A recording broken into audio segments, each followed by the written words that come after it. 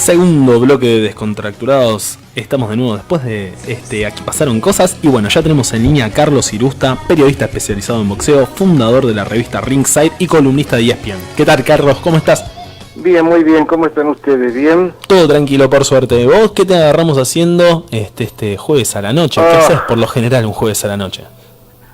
Y en este momento estoy repasando porque mañana se va a presentar en la Federación Argentina de Box un campeonato de boxeadores de la categoría de peso mediano. Perfecto. ¿Y entonces sí. Me llamó Samson Lekovic porque habíamos estado conversando alguna vez. A mí me gusta mucho hacer presentaciones, presentar conferencias de prensa y todas estas cosas porque me gusta. Y me había ofrecido hace un tiempo, ahora me llamó hoy y me hizo acordar eso, y entonces ahora estoy buscando los datos de todos los muchachos que van a pelear, por lo menos para no ir a Poncho, ¿no? En este torneo de los pesos medianos que va a comenzar en enero del año que viene. ¿En enero del año que viene dónde se va a llevar a cabo? Mira, por ahora no están las fechas porque falta bastante. Supongo que se van a ir buscando lugares de acuerdo a las posibilidades de TIC y con lo que haga Samson también. Yo creo que va a trabajar mucho con el lado de Córdoba o Santa Fe y que tratará de terminar esto en la Federación Argentina de Box. Pero no lo sé porque tampoco he hablado con él de eso, ¿no? Claro, bueno, así es algo que se va a definir más adelante directamente. Sí, seguramente sí. Carlos, bueno, viviste la época dorada del boxeo, compartiste también la misma pasión que tu padre Carlos, que fue entrenador, y bueno, viviste en la época del Lune Park, que fue como tu segundo hogar y cuando era momento de gimnasio, nada que ver a lo que es hoy. ¿Qué recuerdos tenés de cuando funcionaba este lugar, mítico lugar de la ciudad, que estaba en funcionamiento como gimnasio? Y a mí a veces me cuesta hacer memoria porque uno a veces empieza a darse cuenta o creer de que todo tiempo pasado no fue. Justamente, viste que dice todo tiempo pasado fue mejor. Bueno, a veces el tiempo pasado fue mejor.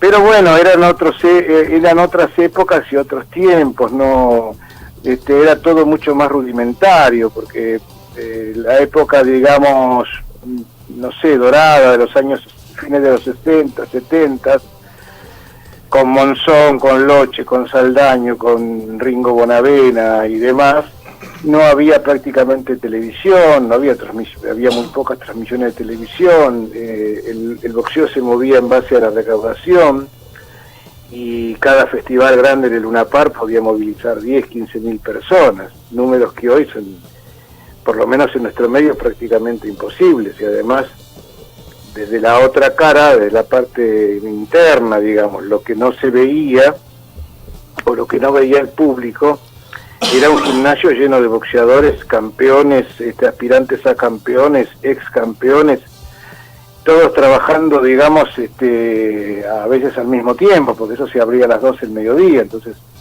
en un ring estaba Monzón y después venía Loche y después venía, estoy exagerando, ¿no? Pero claro, no era tan exagerado así. Y después en eso venía Bonavena, entonces era una fiesta permanente, como diría Hemingway, ¿no? Claro, compartiste vestuario con muchísimos de ellos, ¿o no? Que te ha dejado miles de historias, seguramente.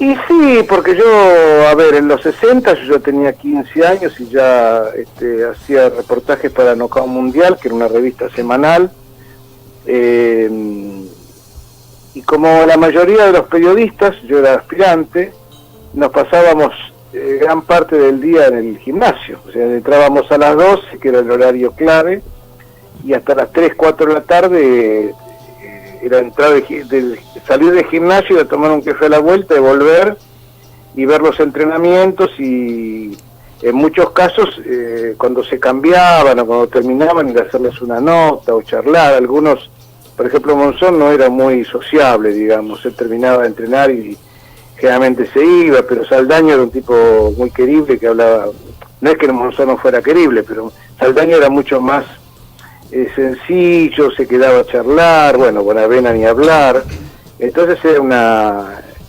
diversión ir al gimnasio. Claro, era una diversión. Tal cual, y ahí fue que conociste a Monzón, que justamente sacaste este año el libro de la biografía definitiva. ¿Monzón era alguien con que tuviste muchos acercamientos ahí en esas épocas de compartir vestuario? No, porque sí, no, lo que pasa es que Monzón, al ser santafesino, a veces venía por un tiempo y se iba.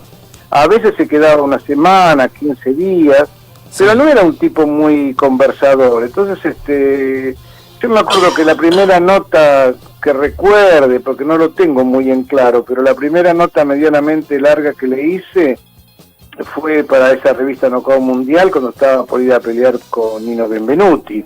Sí. Te atendía bien, pero siempre estaba apurado. No era un tipo que, por ejemplo, yo con Galinde me pude sentar a tomar café más de una tarde y hablábamos, porque era una época en donde yo hacía reportajes extensos de 4 o 5 páginas. Sí. Con Monzón era un poco más, era menos fácil llegar a él.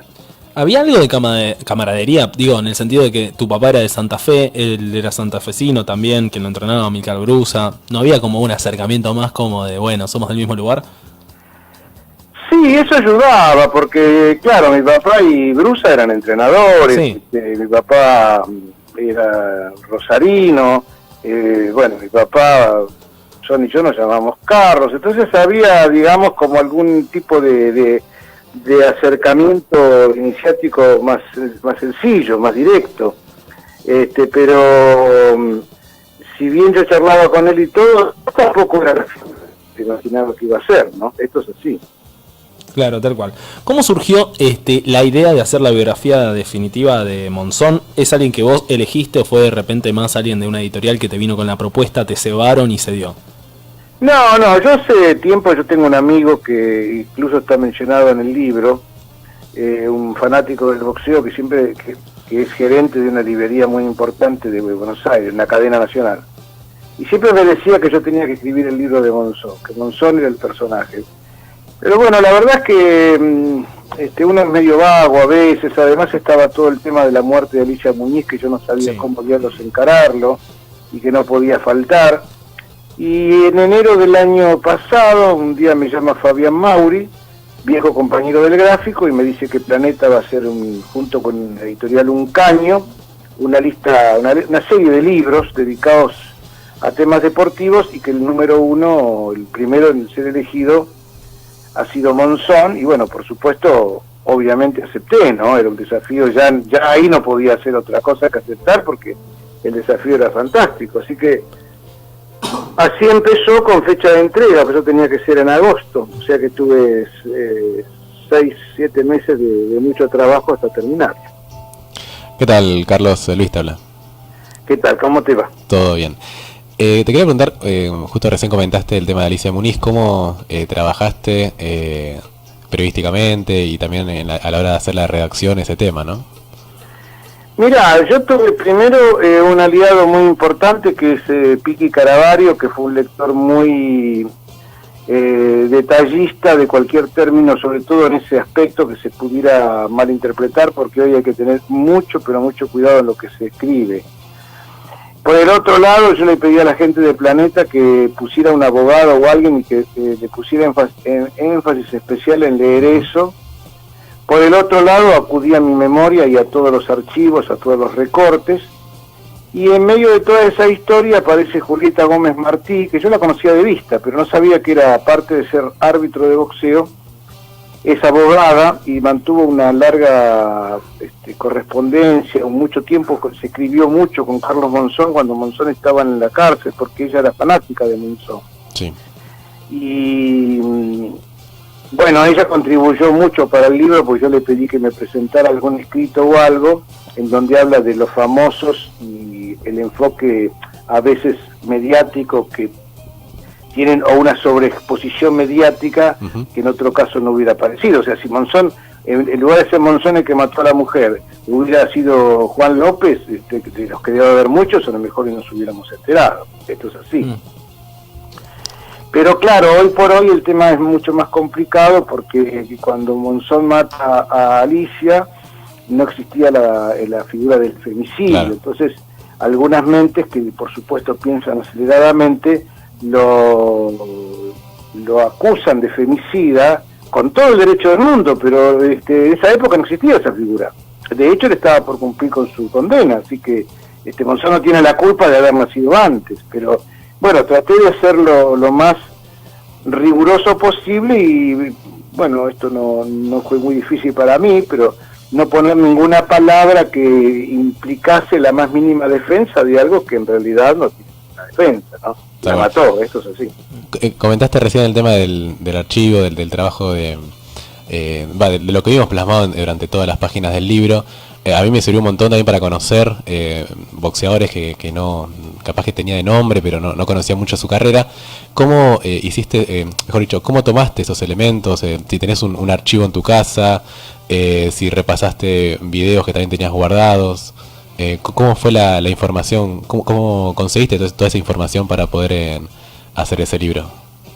En general son cosas que uno tiene en la cabeza. Yo lo que sí puedo haber hecho es haber certificado alguna fecha. De hecho salió alguna fecha equivocada a pesar de todo. Por supuesto que me enteré tarde, como siempre, ¿no? Porque a veces también la memoria es una mala consejera, porque vos decís, no, pero peleó con fulano y peleó con fulano. Claro. Pero en general la mayoría de las cosas yo las fui viviendo en su momento día a día. Nosotros, los periodistas, y a ustedes a lo mejor les pasa igual, pero menos ahora por la tecnología, el periodista lleva libretitas, anota y demás, y eso se te va grabando. Ahora no es tan así, pero era una cosa para mí fácil, pero que me costó demasiado. Claro. ¿Qué anécdotas quedaron afuera, o alguna anécdota o algún comentario que te haya quedado afuera del libro? Hola. Hola, Carlos, ¿nos escuchás? Sí. ¿Ustedes me escuchan? Un poco mal, pero... A ver. Ahora ahí sí. Está, perfecto. Ahora no. ¿Me escuchás? A ver, estamos con unos problemitas en la comunicación. Carlos, avisanos si nos escuchás. Estamos hablando con Carlos Irusta, periodista especializado en boxeo y autor del libro de la biografía definitiva de Carlos Monzón. Vamos a ver ahora si podemos retomar el contacto, a ver si Carlos nos escucha.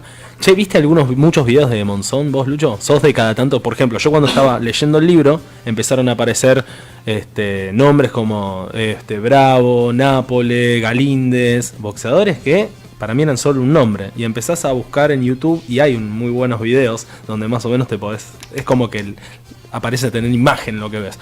A ver si retomamos. Carlos, ¿nos escuchás? Yo sí, ¿ustedes me escuchan? Fenómeno, retomamos la comunicación. Lucho, vos le habías hecho una consulta. Sí, sobre algo que te haya quedado por fuera del libro, que no lo pudimos leer, pero capaz que nos puedas contar. No, en realidad lo que dejé exprofeso fuera del libro por una cuestión absolutamente personal fue una anécdota que se le adjudica a él, que tenía que decir merci beaucoup y dijo pipí cucú, porque no la logré corroborar, nada más que hay algunos relatos, y me pareció sinceramente que era ridiculizarlo, porque quedaba como un tonto. Es mi opinión, ¿no? Claro. Lo chequeé con algún amigo que me dio la razón, pero no quiso tampoco aparecer mucho, por eso no lo nombro. Pero después no, todo lo que encontré lo puse. Lo puse de todo, absolutamente todo. Claro. Quería preguntarte, saliendo un cachito de Monzón, pero siguiendo con el boxeo y siguiendo con vos, ¿no? ¿Cómo era el Carlos Irusta boxeador? ¿Boxeaste al principio, por lo que sé? No, pero no, yo no llegué a pelear. No, yo lo que hacía era ir al gimnasio y aprendí muchísimo, porque yo era un poco la mascota. Ahora me di cuenta de eso, ¿no? Que no había chicos de 12, 13 años que fueran a entrenar. Creo que no sé si estaba prohibido, pero no había. Claro. Pero no, guantes hice muy pocos. Yo me acuerdo que había un muchacho español que se llamaba Enrique Barroso, que era un peso mosca, y otro, un italiano, el Vicente Stranieri. Entonces se jugaban y yo les tiraba golpes, pero no llegué a tanto. No llegué y además, a muy corta edad ya empezaste con el periodismo. ¿Cómo fue tu primera cobertura? ¿Cómo te acercaste al periodismo? Lo que pasa es que a mí me gustaba mucho escribir, y además me gustaba mucho con el boxeo. Yo disfrutaba con el boxeo. Viste que una vez es el padre, no sé, es cantante, y el hijo tiene que ser cantante. Yo nunca sentí esa presión. De hecho, mi papá era entrenador, no era periodista. Así que, pero me gustaba mucho el boxeo. y me gustaba mucho escribir. Entonces escribí un cuento. Sí. El cuento se lo presenté a Simon Bronenberg, que en ese momento era el director de una revista, y se llamaba Noco Mundial, y me lo publicó, cosa que hubiera hecho yo ahora con algún pibe que escriba algo, ¿no? Uh-huh. Y así se publicó el cuento, y a mí me gustó, y después, bueno, de ahí en más empecé a escribir. Cuando quise acordar ya estaba metido en eso, no había otra cosa. Comparando un poco las épocas, bueno, vos comentaste también en alguna nota que en tus primeras entrevistas, bueno, usabas grabador, incluso es algo que impresionó a otros boxeadores, y en la actualidad tenemos muchas herramientas desde el periodismo digital. ¿Hay algunas de esas herramientas que las hayas adoptado o que que te haya complicado capaz sumarla a tu trabajo? ¿Cómo es ese cambio en este contexto? No, yo como hago una revista, estoy todo el día con la computadora, ¿sí? Estoy todo el día buscando fotos, buscando información, buscando cosas, entonces la computadora es fundamental para mí.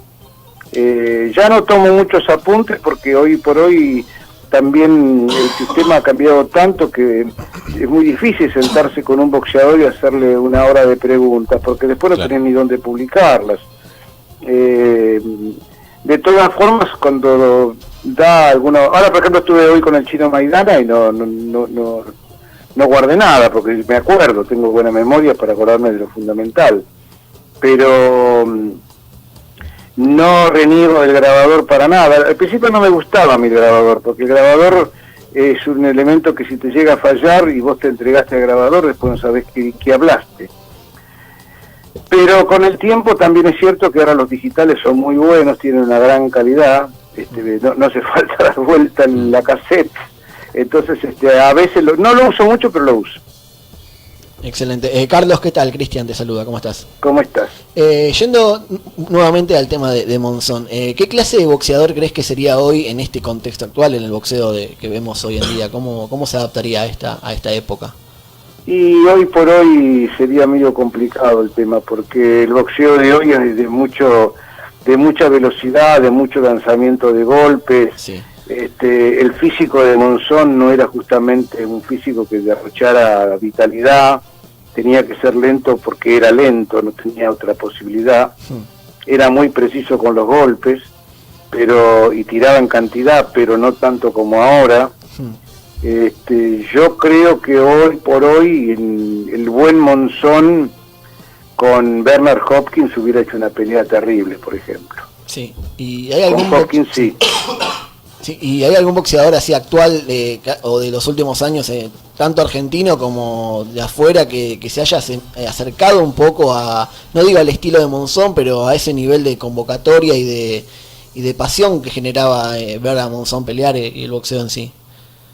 A mí me parece que si se puede, no digo buscar un equivalente, pero sí algo parecido, me parece que el Chino Maidana despierta una gran admiración hoy por hoy. Yo creo que el Chino, por donde va, hoy estuvo en la conferencia de prensa y éramos, 10 periodistas y 30 fanáticos que iban a sacarse fotos. Claro. Yo creo que el Chino despierta una gran admiración y una gran emoción porque es mucho más genuino, entre comillas, que se entienda bien esto que voy a decir, mucho más genuino que Maravilla, porque Maravilla, que tiene un gran poder de convocatoria también, tiene un estilo más refinado, digamos, parece más artificial, y todavía hay mucha gente que cree que Maravilla salió de un repollo llamado Bailando por un Sueño. No, claramente. La otra vez pararon en la calle dos muchachos, dos señores, ¿no?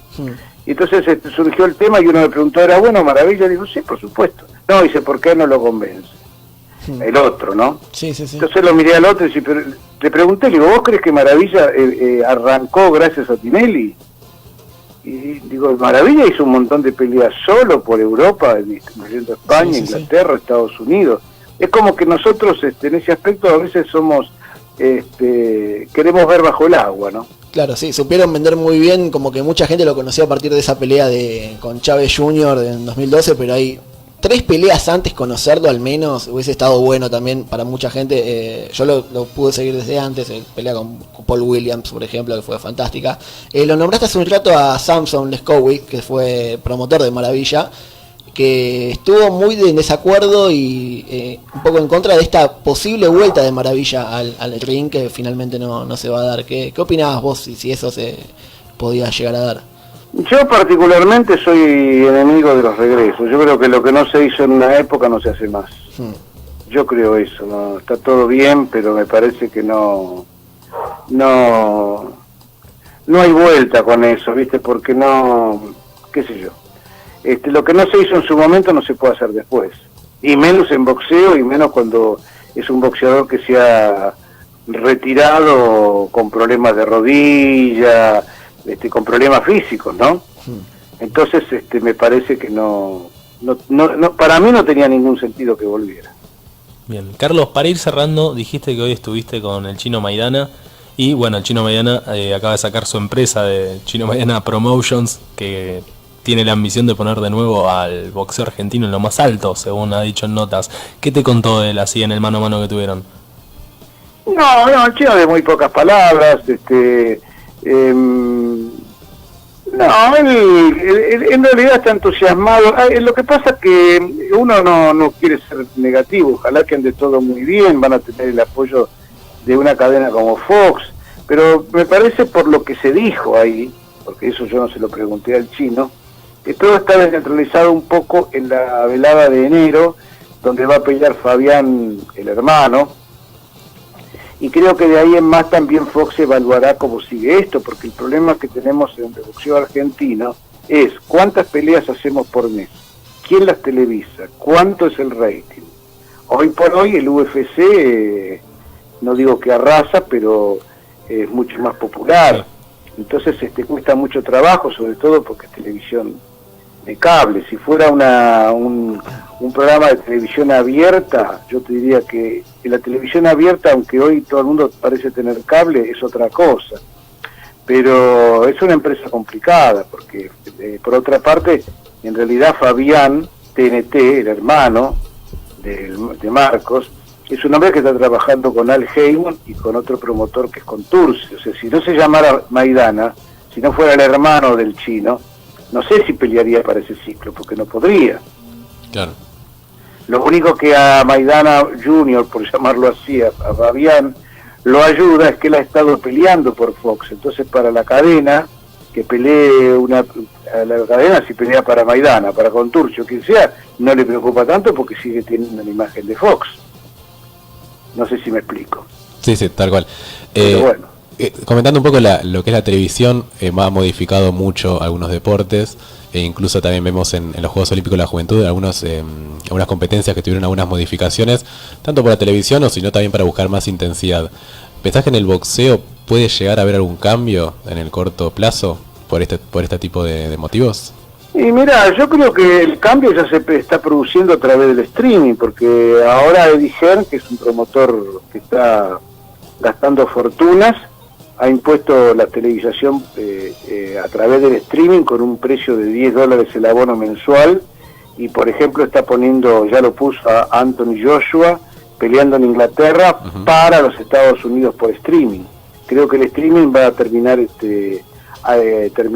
va a terminar con algunos, no digo con algunos monstruos, pero va a ser una herramienta muy importante, porque por $10 vos tenés una pelea.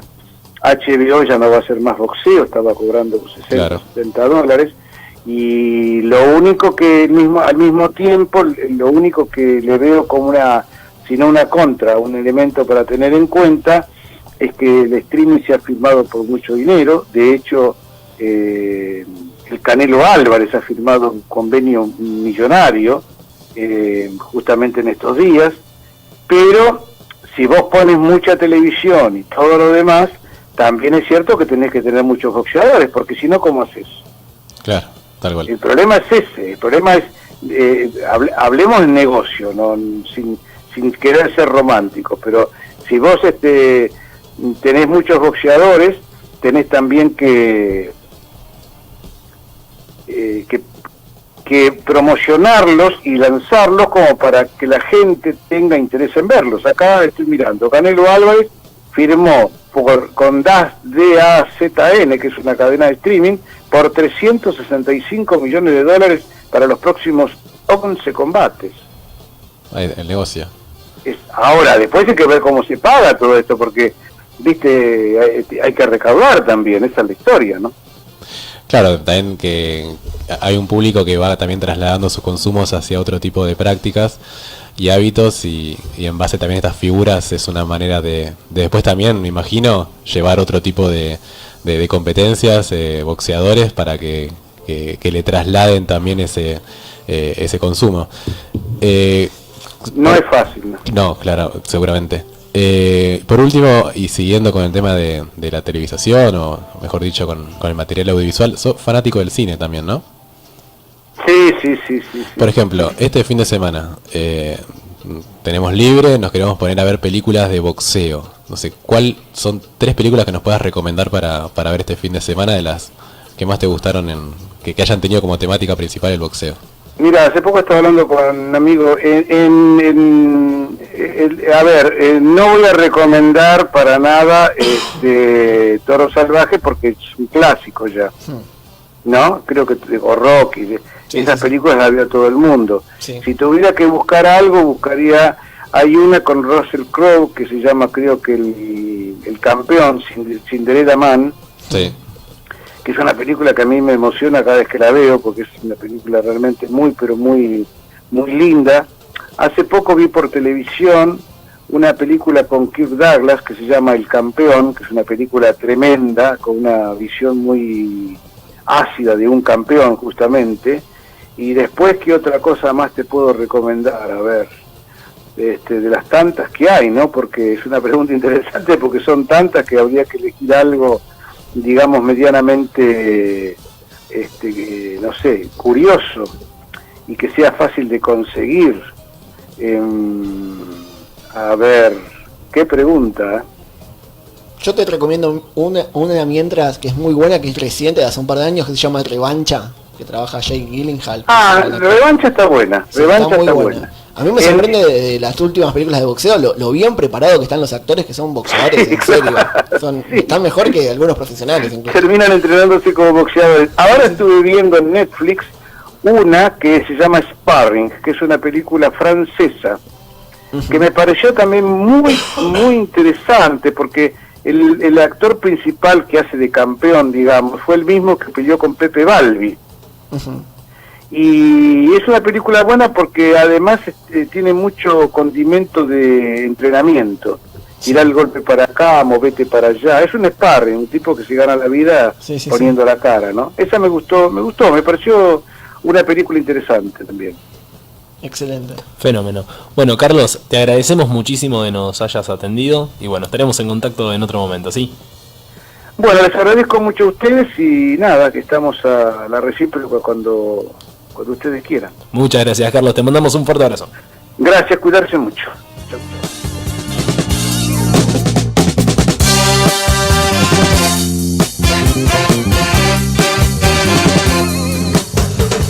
Comienzo del espacio publicitario.